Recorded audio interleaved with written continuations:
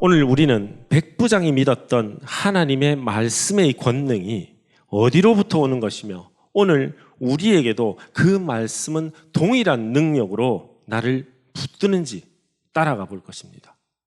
첫 번째 말씀은 권세입니다. 창세기 1장의 모든 창조 과정은 하나님의 말씀으로 이루어집니다. 첫째 날도, 둘째 날도, 여섯째 날도 하나님 말씀으로 시작됩니다. God said. 모든 날들의 창조사역의 시작은 바로 하나님의 말씀이었습니다. 그리고 말씀 후에는 이렇게 기록합니다. 그대로 되니라. 하나님의 말씀에는 그대로 되는 권세가 있습니다. 할렐루야. 창조날의 그 말씀처럼 이 66권 1189장의 이 하나님 말씀은 하나도 빠짐없이 그대로 이루어짐을 믿습니다. 하나님의 말씀은 천지를 창조하시는 창조의 권세가 있습니다. 하나님의 말씀은 마른 뼈들에게 생기를 불어넣어 뼈들이 살아나게 하는 생명의 권세가 있습니다. 하나님의 말씀은 엘리야와 엘리사를 통해서 죽은 아이를 살리는 살림의 권세가 있습니다. 말씀의 권세는 단순한 위로나 선언이 아니라 실제를 만들어내는 하나님의 능력입니다. 말씀으로 모든 것이 생겨나고 명령 한마디로 모든 것이 견고해지는 실제 사건입니다. 이것을 우리는 이렇게 말할 수 있습니다. 하나님의 말씀은 최상의 교훈이나 정보를 알려주는 것이 아니라 현실을 만드는 권세다. 로마서 4장 17절, 이것은 성경에 기록된 대로 내가 너를 많은 민족의 조상으로 세웠다 함과 같습니다. 이 약속은 그가 믿는 하나님, 다시 말하면 죽은 사람을 살리시며 없는 것을 불러내어 있는 것이 되게 하시는 하나님께서 보장하신 것입니다. 아멘. 로마서 4장 17절은 하나님은 죽은 사람을 살리시며 없는 것을 불러내어 있게 되게 하시는 분이라고 합니다. 하나님은 말씀으로 죽은 것, 즉 생명 끊긴 것을 다시 소생시키고 무로부터 유를 만드셨습니다. 예수님은 살리시고 고치시고 변화하게 합니다. 하나님이 하셨던 것처럼 말입니다.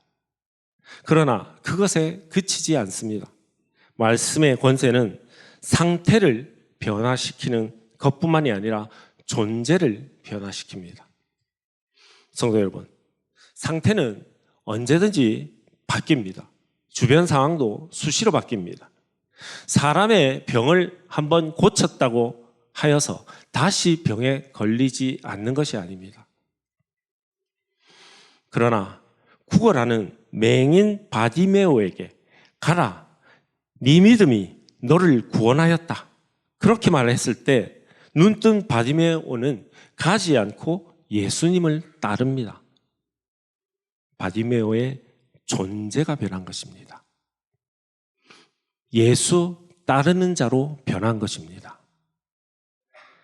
이렇게 예수님의 치유와 살림은 상태를 변화시키는 것이 아니라 존재를 변화시킵니다. 예수님으로부터 생명받고 치유받은 사람은 자신이 누구로부터 생명받고 치유받게 되었는지를 깨닫게 됩니다. 그리고 이제 더 이상 과거의 자신으로 살지 않게 됩니다. 예수님의 말씀의 권세는 돌에 맞아 죽을 간음한 여인이 다시 같은 죄를 짓지 않도록 존재를 변화시켰고, 여러 남편을 두어서 인생의 깊은 상처와 사람들의 따돌림 가운데 있었던, 그리고 영적 공허함 가운데 있었던 사마리아의 그 여인에게 생명수가 되었습니다. 우리는 어떻습니까? 우리는 예수 만나서 상태가 좋아졌습니까? 아니면 존재가 바뀌었습니까? 제가 여러분의 예전 상태는 잘 모르니까 지금 모습만 보면 저나 여러분이나 상태가 썩 좋아진 것 같지는 않습니다. 그러나 분명한 것은 예수 믿는 참 성도된 이 자리에 계신 여러분은 존재가 바뀌신 분들입니다. 말씀의 권세는 과거에 이기적이고 음란하고 탐욕스럽던 나를 뒤집어지게 하였습니다. 지금 이 순간도 우리는 과거와는 다른 내가 되어 가고 있습니다. 이러한 변화는 사람의 노력의 결과가 아닙니다. 사람으로서는 불가능한 일입니다. 말씀의 권세가 나를 변화시킨 것입니다. 그래서 요한복음은 말씀 안에 생명이 있었느니 라고 말씀하십니다. 말씀은 생명에 대해서 설명하지 않습니다. 말씀이 생명 자체이고 근원이기 때문입니다. 하나님의 말씀은 천지 창조 태초의 때만이 아니었습니다. 지금도 우리 곁에서 무에서 유를 창조하시고 죽을 나를 다시 살리시고 도저히 변화될 가능성이 없었던, 그 가능성을 찾아볼 수 없었던 나를 변화시키고 있는 것입니다.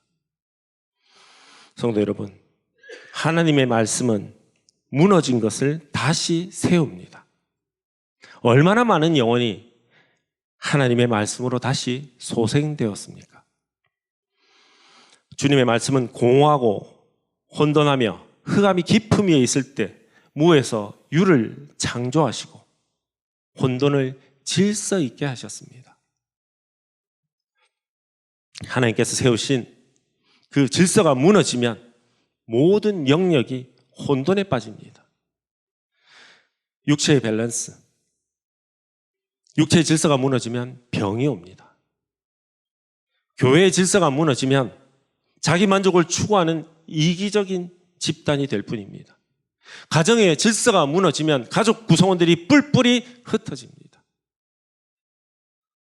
그러나 죄로 인해 무너졌던 나의 인생도 하나님의 말씀이 함께하면, 하나님의 말씀이 함께하시면 다시 회복됩니다. 내 영혼에 질서가 세워집니다. 살아있고 힘이 있어 양날 칼보다 더 날카롭고 사람 속을 꿰뚫어 혼과 영을 갈라내고 관절과 골수를 갈라놓는 하나님 말씀의 권세 때문입니다. 그 때문에 오늘 백부장은 예수님이 가지 않으셔도 말씀이 선포되면, 말씀만 선포되면 말씀의 권세가 현실의 능력이 되어서 하인에게 도달할 것이라고 고백합니다. 이렇게 말씀의 권세는 없는 것을 있게 창조하시고 죽은 것을 다시 살리시고 무너진 것의 질서를 회복되게 하십니다.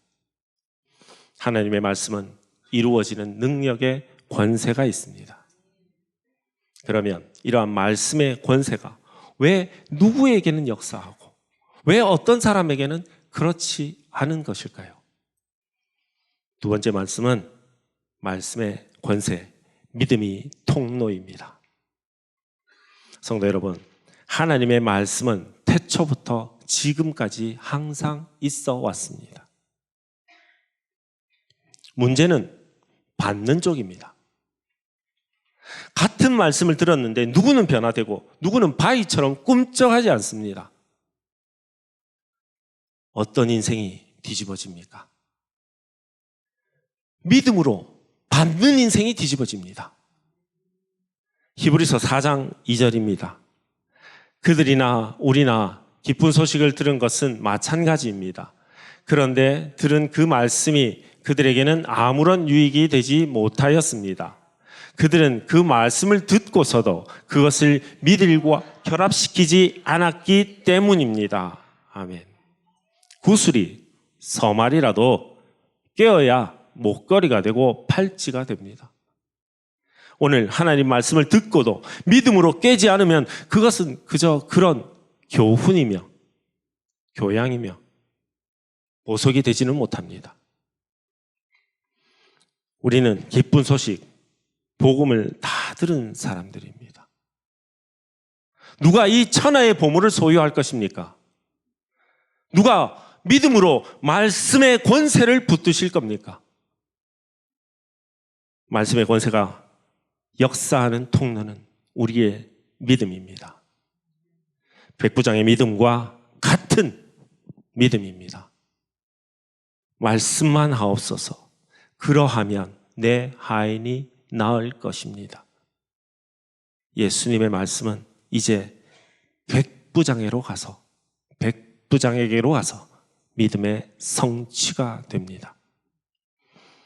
백부장은 예수라는 한 인간, 그 인간의 말씀을 신뢰하는 데 그친 것이 아닙니다. 그의 신뢰는 예수는 하나님의 아들이라는 믿음에 근거한 것입니다. 때문에 그는 하나님의 아들의 말씀은 하나님의 천지 창조의 권세와 동일한 능력이 있음을 믿었던 것입니다. 말씀만 하옵소서. 그리하면 내 하인이 나을 것입니다. 이 고백은 하나님이 말씀으로 천지를 창조하심에 대한 믿음이며 예수님이 하나님의 아들이심에 대한 고백입니다. 천지 창조 첫날 하나님의 행하심이 백부장이 만난 예수님의 말씀에서 현실로 다시 살아나는 것을 믿은 것입니다. 우리는 예수님을 신뢰하십니까? 하나님의 천지 창조를 믿으십니까? 이제 우리의 믿음이 말씀의 권세의 통로가 되어서 지금 이 시간 우리 한 사람 한 사람의 가슴 속에 뜨겁게 살아오르기를 소망합니다. 그리하면 마음의 병이 치유되고 몸의 병이 치유되고 믿음으로 갈등이 해소되고 믿음으로 시리하고 실망한 우리 인생이 소망으로 다시 살아날 것을 믿습니다. 세상의 오물을 뒤집어 쓰고도 그것이 더러운 줄 모르고 그것이 나를 죽이는 것인 줄 모르고 더 크게 더 많이 더 반짝이게 입고 먹고 마시고 누리는 것이 마냥 잘 사는 것인 줄, 성공한 사람이 누리는 것인 줄, 그것이 특권인 줄 그렇게 알고 살았던 나의 삶이 이제 믿음으로 말씀의 권세 앞에 머리 숙이고 허리 숙이고 이마가 땅에 닿도록 엎드리는 놀라운 이 역사가 이 아침에 온 천하의 주의 백성들에게 일어나기를 소망합니다. 성도 여러분, 하나님의 말씀은 능력입니다. 그런데 그 말씀, 능력, 이런 단어는 믿음이 없다면 추상적인 개념일 뿐입니다. 믿음의 통로가 열려야지 이 추상의 단어가 현실의 사건으로 살아나게 됩니다. 백부장의 하인이 나았습니다. 38년 된 병자가 일어섰습니다. 날 때부터 맹인이었던 그가 앞을 봅니다. 5개의 떡과 2마리의 물고기가 5,000명을 먹였습니다. 현실입니다. 현실의 사건이 됩니다. 말씀의 권세는 믿음 위에서 현실의 사건이 됨을 믿습니다. 성도 여러분, 예수님은 작은 자야 안심하라. 네 죄 사함을 받았느니라. 가서 다시는 죄를 범하지 말라고 하셨고 그날 그곳 유대와 갈릴리에서의 예수님의 말씀이 오늘 믿는 우리에게 동일하게 건너와서 우리의 믿음이 되었습니다. 내가 죄 사함 받고 다시는 죄로 돌아가지 않도록 죽어도 죽을 그 자리에 다시 가지 않도록 나를 돌려 세웠습니다. 변화되게 하였습니다. 천지창조의 말씀의 그 권세가 오늘 이 성경 말씀을 붙잡은 믿음을 통하여서 내게도 동일하게 역사하고 있음을 믿으셔야 합니다. 믿음의 통로가 열리면 말씀이 우리 안에 역사합니다. 세 번째는요, 말씀만 하옵소서, 맡김의 고백입니다. 말씀만 하옵소서, 명령만 하옵소서, 분부만 하옵소서. 이 말은 절대 복종, 절대 순종을 드러내는 말입니다. 조건이 없습니다. 내가 판단하지 않습니다. 오직 맡김입니다. 절대적인 신뢰입니다. 그 고백으로 내가 당장 손해를 보더라도, 문제가 되더라도 다 감수하겠습니다 하는 무한 신뢰입니다. 이런 결정에는 결과가 중요한 것이 아닙니다. 상상해 보십시오. 만약에 하인이 낳지 않았다고 한다면 백부장이 그 예수님에 대한 믿음의 신뢰가 철회되었을까요? 저는 그렇지 않다고 생각합니다. 절대 신뢰는 좀처럼 무너지지 않습니다. 말씀만 하옵소서. 이것은 나를 상대에게 맡긴 것입니다. 나를 하나님께 맡긴 것입니다.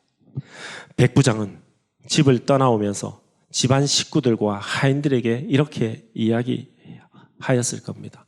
나는 지금 예수님을 만나러 간다. 내가 그분께 부탁할 터이니 오늘 너는 반드시 나을 것이다. 백부장의 권위는 이제 예수님에게 맡겨졌습니다. 군대 지휘관의 말은 결코 가볍지 않습니다. 그가 하인의 회복뿐 아니라 자기 말의 권위도, 자신의 권위도 예수님께 맡긴 것입니다. 나는 방법은 모른다. 그러나 내가 아는 한 가지는 예수님의 말씀은 이루어진다. 나는 어떻게 되는지 방법을 알지 못한다. 그러나 예수님의 말씀은 반드시 우리에게 이루어진다. 이것을 백부장의 믿음이고 우리의 고백입니다. 성도 여러분, 창세기 12장 하나님께서는 아브라함을 부르십니다. 고향에서 가나안까지 2000km 떨어진 그 먼 곳으로 아브라함에게 명령하십니다. 너는 본토 친척 아비집을 떠나서 내가 보여줄 땅으로 가라. 하나님께서는 아브라함을 파송합니다. 알지 못하는 곳, 후일에 하나님의 백성의 땅이 될 그곳, 예비하신 땅 가나안으로 아브라함을 보내십니다. 그곳에서 생육하고 번성하여 땅에 충만하며 큰 민족을 이루고 그 민족이 하나님의 백성이 되도록 자손을 번성케 하였습니다. 아들 없던 아브라함이 100세 되어서야 아들 하나 놓은 그 아브라함이 하늘의 별과 같은 많은 자손을 상상하기는 어려웠을 것입니다. 그러나 아브라함에게 하신 하나님의 말씀의 권세는 오늘 열방의 곳곳에 그의 씨들로 하여금 복음을 전하고 하나님을 섬기게 하고 있습니다. 하나님의 말씀보다 인간의 한계를 더 신뢰했던 사라가 하나님의 말씀에 속으로 웃었던 것은 어쩌면 하나님의 말씀을 대하는 우리의 태도일지도 모릅니다. 저는 선교의 부르심을 받았습니다. 말씀의 권세가 저와 저희 가정을 붙잡았습니다. 선교의 마음을 주실 때 아무리 생각해 보아도 나의 믿음, 나의 경험, 나의 능력이 선교와 어떤 어울림이 있는지 이해하기 어려웠습니다. 이해는 어려웠지만 지난 수년간 혹시나 모를 보내심을 대비해서 준비를 해오던 차였습니다. 그러다가 라이트하우스를 만났습니다. 아니, 저에게는 하나님께서 라이트하우스를 이미 예비하고 계셨던 것입니다. 그러나 저는 사라와 같았습니다.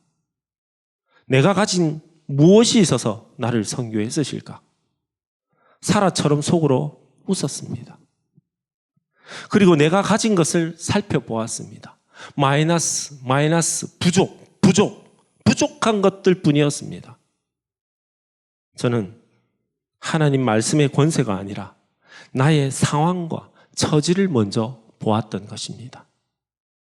성도 여러분, 말씀의 권세가 내 삶에 역사하지 않는 이유가 무엇일까요? 그것은 믿음의 통로가 열리지 않았기 때문입니다. 내 계산을 뚫어야 합니다. 내 한계를 뚫어야 합니다. 내 의심이 이 통로를 가득 막고 있는, 그래서 믿음이 뚫고 나가지 못하게 하고 있는 이것을 뚫어야 합니다. 뚜루. 여러분, 예전에 유럽, 특히 독일이나 영국의 굴뚝 청소부들이 뚜루 하고 이렇게 다녔습니다. 뚜루 이렇게 하고 다녔습니다. 굴뚝이 막히면 석탄이나 나무를 뗄 때 잘 타지 않습니다. 따뜻할 수 없습니다. 연기가 밖으로 나가지 않고 집 안으로 들어오니 곤란한 상황이 생깁니다. 믿음의 통로가 막히면 말씀이 내 안에서 타오르지 못합니다. 나를 뚫어야 말씀이 타오릅니다. 나를 뚫어야 역사가 일어납니다. 나의 의심과 나의 불안과 나의 철벽 같은 나됨을 뚫어야지 그때 비로소 철저한 맡김으로 하나님께서 통행하십니다. 마무리합니다. 성도 여러분, 말씀만 하옵소서. 오늘 백부장의 고백은 예수 그리스도를 전적으로 신뢰하여 내가 아니라 오직 주만 바라보겠습니다 하는 결단입니다. 주권의 이양, 예수님께 나를 완전히 맡김이며 백지위임장입니다. 오늘 여러분과 저 앞에도 백지위임장이 있습니다. 이곳에 여러분이 믿음으로 사인하는 순간 말씀만 하오시면 살 자리, 죽을 자리, 내 판단대로, 내 생각대로 그렇게 가리지 않을 때 하나님의 그 말씀은 그대로 이루어지는 놀라운 역사가 우리 앞에 펼쳐질 것입니다. 한마디 말씀만 하옵소서. 그러면 내 종이 나을 것입니다. 그 기적 같은 생명 살림과 치유의 역사가 믿음으로 순복하는 사랑하는 우리 성도 여러분에게 임할 것을 주님의 이름으로 축복합니다. 하나님의 말씀은 우리의 상황과 능력이 아니라 말씀의 권세에 순복하는 나의 맡김 위에 역사합니다. 바로 그 믿음의 완성은 맡김입니다.